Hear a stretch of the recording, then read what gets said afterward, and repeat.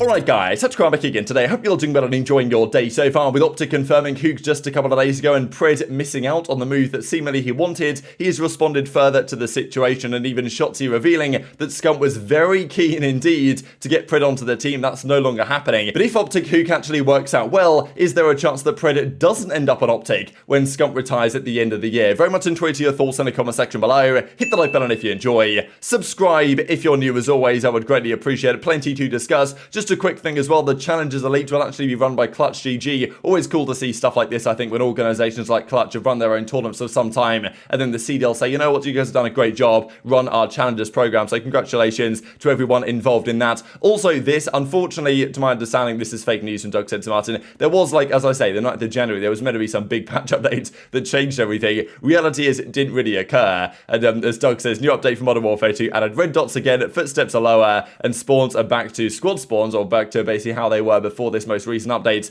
that some players seem to like and some players certainly do not. But I mean, yeah, Doug has obviously baited around. Unfortunately, the red dots aren't here. Like, if you guys thought the red dots are now available in custom games, it's unfortunately not the case. Maybe down the line, but not for now, unfortunately. Octane, I think, kind of takes the mick out of Doug a little bit here and says the following: they added jetpacks, uplink, and a balanced meta, red dots, and 2 best of 5s in this update. We are saved, right? It's a kind of funny tweet, really, because obviously a lot of this stuff, technically some of this stuff they could add. Red dots, of course, a big one. Uplink as well. There was rumours that uplink was going to come back, but unfortunately not. The meta is actually not too bad right now, I think. And also 2 best of 5s. Always a topic that comes up every so often, right? Because now we have a single best of 7 grand finals, which I don't, honestly, being from Europe, I don't mind it, right? Having an extra, well, a less couple of maps than maybe we could have had otherwise. But still, some people are pushing pretty hard for the double best of 5 thing, especially, you know, some OG Call of Duty fans will probably like that more than what we have today. So, you know, Octane's kind of down for it, but of course, not something you could just add in a patch update necessarily. And also, just to talk about the spawns real quick, this might be the worst I've seen, actually, the worst defense. This is why a lot of the pro teams and the coaches certainly believe Hydro is like the worst map. Not only have you got all the water BS, but you've now got these spawns. So, okay, here, let me just break this down quickly, because I've no idea how this is even possible. Number 8 dies here, right? So the next spawn, the next rotation is over here, down by where number 3 is, towards this back rock. Number 5 is getting the old time. So you would think that his teammates on the red team would probably spawn over here with him. Now, the issue is, of course, that the blue team spawns up in the back, which I think probably makes sense, because, you know, they're not blocking this spawn. It makes sense. That's what number 5 is trying to achieve here, is trying to keep these spawns open so that number 2 spawns out. The thing that confuses me is, why does number 7 spawn back here? This is like mind-blowing scenes. There's no way he should just spawn. I mean, these 4 and 3, they're trying to lock down the spawns for new, and 7 just spawns right behind him, but nowhere near any of his teammates. Just gets completely blessed, gets the kill, and then 6 spawns again with him. All of a sudden, the blue team is spawning out, and unlucky lads, you tried to make the rotation. You guys saw at the end there, number 8 spawned over here. That's kind of where I think the red team should have spawned, right? Instead of spawning over here, they should have spawned in this area, maybe like down here somewhere. But instead, they get completely blessed, and it does seem like, you know, when the new hill is about to rotate with like 10 seconds to go, all of a sudden, the spawns start to get anchored towards that, and it can create some really chaotic situations. So yeah, I don't even know. I think even Parasite can explain this one well, and Sasha's like, what is going on there? So definitely prepared to see some crazy stuff going forwards. Quickly, I thought from Claystar, actually, this is rather a big story, to be honest. Firstly, he's joking around a little bit with TJ, right? Do you actually think you've got a higher IQ than me? COD IQ at least, you know, brain dead type stuff. And then he goes on to say this: need a sponsor for a facility for the squad. Now, this is kind of a really big deal, right? We know that Vegas do not have a facility they play out of. They play out of their homes, they play online, and it's a disaster for good practice, at least relative to the other teams, and also compared to actually trying to play proper matches. And he's like, look, yo, Scuff, please do something or other. And even Haggy goes on to say, I got you can play in my closet. Hotel Haggy returns. I saw some kids on Reddit suggest I house the squad for the season. Luna, his fiance or whatever, would really love that. Prolute says, please. Luna's like, we're not licensed to run a daycare. It's pretty funny stuff. But nonetheless, the point stands. And Clay goes on to say, as even Donny Temp says, get me a facility. I promise I will do anything for it, because it must be so frustrating to play for an organization like Legion that just don't have the capital to do anything like this, or just don't have the willingness. I think they've got the money if they really wanted to, but it's just not going to happen, right? As Clay goes on to say, this was just me having fun, but we actually do need more sponsors for the Legion. So if anyone's interested, contact us. It will be worth it, right? So Clay is the guy who's having to go out and do the business development for Vegas Legion, get the sponsors, sign everything, and try and get them a facility as well, because that's a big deal, right? Okay, they're Vegas, meant to be a big like city, right, to have a franchise, but yet every other team, I mean, Minnesota, they've got their whole headquarters up in Minnesota, and yet they're leasing some apartments, I think, in Texas for a few months so the players can play there. Like, Vegas could do that. It wouldn't cost them an awful lot, out to make that happen. But yeah, they don't do it, and therefore I think it's going to cost their team. These guys will be much better on LAN than they are online, and it's frustrating because, you know, your LAN placings is determined a fair bit by your online performances because of seeding, and yet they're just putting themselves at a disadvantage. It's frustrating to see for what might be Clay's last year, might not be, hopefully not, but they're certainly not helping the case for the success of their roster this season. Let's talk about the Pred stuff then. So we saw the other day, of course, Pred was talking about this move, suggesting they did everything. He seemed really gutted, to be honest, in this, right, that he felt like it was going to happen. They were discussing it for 10 days. OpTic wanted Pred to happen, right, to be the case, and in the end, Seattle denied the offers, and he's gone back to the Seattle team, and look, at the end of the day, I don't think they'll be too gutted about it, right? They'll think, you know what, we got Pred back, what a result, and now we can go hard, because I think, look, it's quite clear that Simp is a free agent at the end of the season, unrestricted. Pred is an unrestricted free agent at the end. I think the entire team is, to be fair, but nonetheless, like, this team at Seattle, as it currently stands, will almost certainly not be together next season, right? I think Seattle would have to offer mega bucks, and this team would have to do very well to make that occur. So probably it's their last season. I think they'll buckle down, and even we see here in a second that Pred says that, you know, basically he's being sarcastic, right, when he's discussing the fact that the team hates him now and that the vibes are terrible. He's saying that realistically that's not the case, but Shotzzy also goes on to talk about this, and kind of the other day he said that Pred wasn't initially a discussion, then it was. He was the one that proposed actually to get Pred onto the team instead of potentially Huke, right, and Scump was super down with it, and well, he makes a rather interesting statement on what Scump would have done if they could have got Pred, but unfortunately it didn't happen. Yo, what's good, EXO? Scrims today were bad, bro. The team just doesn't like me. My teammates hate me, bro. There's such bad vibes and turmoil in the camp, man. It was a horrible day of scrims, man. We hated each other. No one was even calling out. We were just staring at their monitors. Someone gotta move for sure. We had such bad energy in our team, bro. Someone gotta move us out. It was so bad, guys. Or someone has to move you guys out. I hate it. He'd shoot me in the back. I would push a lane down, he'd just shoot me in the back. Like, act like he wouldn't even apologize. Just like little like that, I could just notice, bro. Like, or even like I'd get a 3-piece and like no one would even gas me. Like, oh, so much turmoil, man. You should see it, bro. It's bad, man. It is bad. Team hates me, bro. Oh. How did Prime become an option if he wasn't at first? Because I made it. Like I said, we had a call with the list or whatever, you know, trying to name down people that, you know, would be ideal. And then I said, yo, what do you guys think about Pred? And then Seth said, I mean, if we get Pred, I'll run into my whole neighborhood ass naked. And, you know, we got blue ball.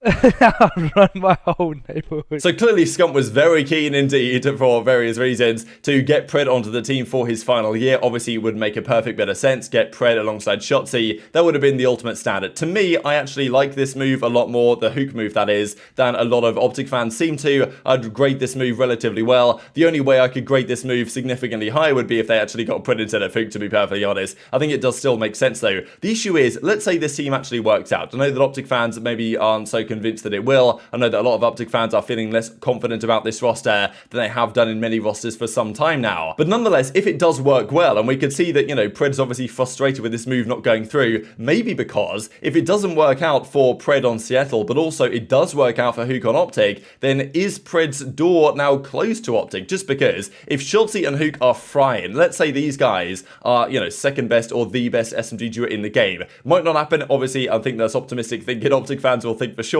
but let's say it does happen. Where is the chance for Pred? Because Scump retires, but Scump is no longer an SMG. Scump's now on the flex role, and maybe the iLLeY thing doesn't last, who knows? I think we talked a fair bit, right? The possibility of, well, why not? Shotzzy stays, you get Pred in, you then get Sib in at the end of the season, you then round out the squad with someone else. Like, that's a viable option as well. But if the Huke thing works, and of course, you know, Rambo, Huke, Shotzzy, iLLeY, that's a pretty tight-knit core already. I mean, basically the Dallas Empire core, right? With Scump still there for the rest of the season and probably could be their best player on the team. But if this does work, then what happens with Pred? And I think that's the biggest question mark to me, is like, okay, look, fair enough. If the Huke thing doesn't work out and Major 2 goes badly wrong, Major 3 goes badly wrong, they could still get Pred before the end of the year. I wouldn't rule it out just yet, because we talked earlier today, the rumor has it that they were offering Seattle like 750 grand for Pred. Now, Seattle might have done the calculation and said, okay, well, we don't want to get rid of Pred for that type of money. Now, like, if they'd have come in and offered like 5 million, they'd have probably said, okay, yeah, fair enough, you can have it, right? So, you know, there's always a number, right, which kind of turns the needle and moves the needle enough for Settle to say yes.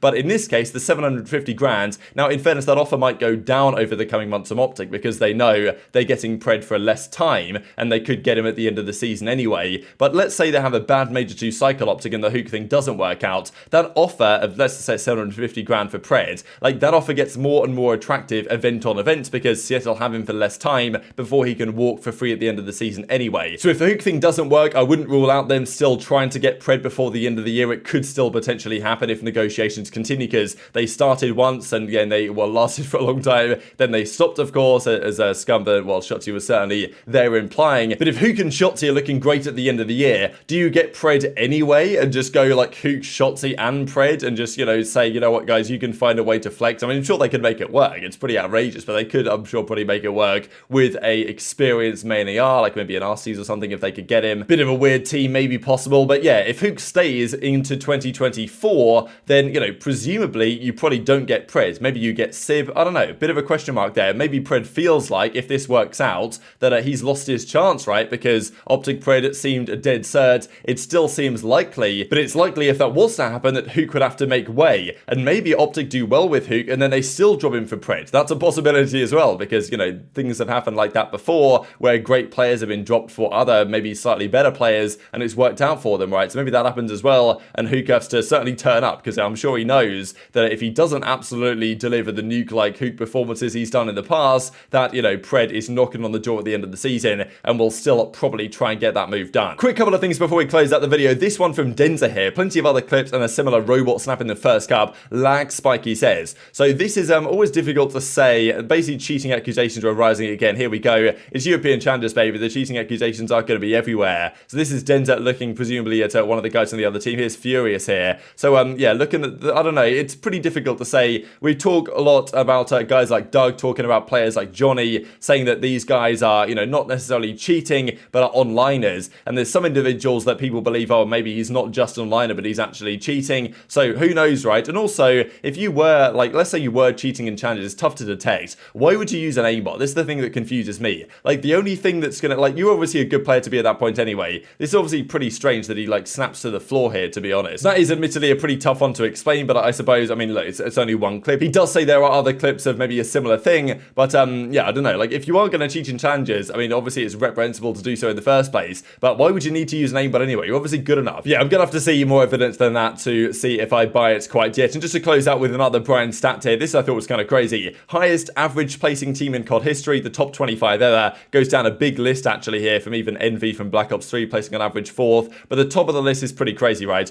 OpTic Gaming and Advanced Warfare. The mad thing about this is they had 3 different rosters. They had the roster with Scump, Formal, Crim6 and Nadeshot. They had the roster with Scump, Formal, Crim6 and Enable. They then had the roster with Scump, Formal, Crim6 and Karma. And they still placed on average the highest ever with Complexity right behind them. Then Atlanta FaZe in Modern Warfare actually, which is pretty interesting. Now in fairness, this season was a bit weird because there were only 8 teams at events and stuff like that. Then Atlanta FaZe, Cold War, kind of the best of the rest here, and then Impact. Then the other OpTic Dynasty years not too far behind, with even OpTic Black Ops 1 making an appearance as well. But very much enjoyed your thoughts on all this stuff in the comment section below. Hit the like button if you enjoyed. Subscribe if you're new. Take care, and I'll see you next time. I think though, Pat, I mean, because you don't really play, you kind of watch.